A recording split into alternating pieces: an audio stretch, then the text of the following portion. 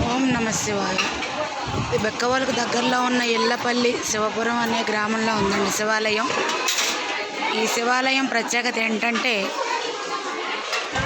లైన్కు 11 చొప్పున 11 వరుసలు 11 స్తంభాలు ఉన్నాయండి. ఒక్కొక్క స్తంభం మీద కూడా 1008 శివలింగాలు చెక్కున్నాయి.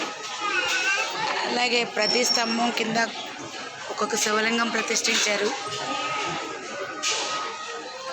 ఆ శివలింగం ప్రతి లింగం మీద పోసిన ప్రతి స్తంభం కింద ఉన్న శివలింగం మీద పోసిన జలం అంతా కూడా గర్భగుడిలో ఉన్న మూల విరాట్ మీదుగా పడేలాగా ఏర్పాటు చేశారండి. నిజంగా ఇది చాలా అద్భుతం.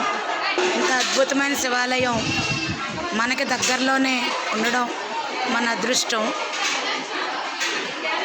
చాలా అద్భుతమైన శివాలయం అండి.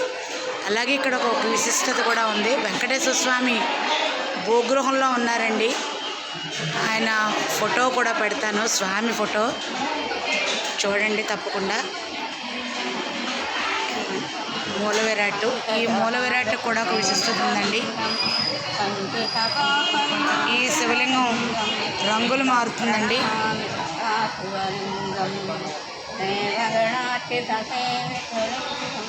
ప్రొద్దుట మేము చూసినప్పుడు వెండి రంగులో ఉంది, ఇప్పుడు బంగారం రంగులోకి మారిందండి.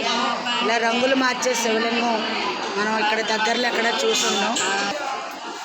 అలాగే ఈ శివాలయంలో అన్నపూర్ణాదేవి ఆలయం కూడా ఉందండి. ఇక్కడికి ఆలయ దర్శనానికి వచ్చిన ప్రతి వారు కూడా కొద్దిగా బియ్యం తీసుకొచ్చి అమ్మవారి దోసెట్లో పోస్తే ప్రపంచం అంతా కూడా సుభిక్షంగా ఉంటుందని ఒక నమ్మకం. దయచేసి ప్రతి వారు కూడా ఈ ఆలయాన్ని దర్శించి పునీతులు అవ్వండి.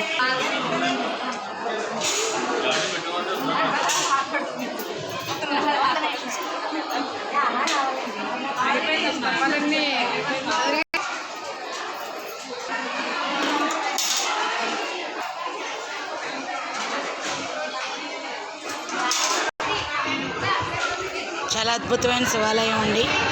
ఈ కట్టడం గర్భగుడిలోకి వెళ్ళి శివాలయం మీదకి అభిషేకం చేసుకునే వీలు ఎలాగో అన్ని శివాలయాల్లో ఉండదు.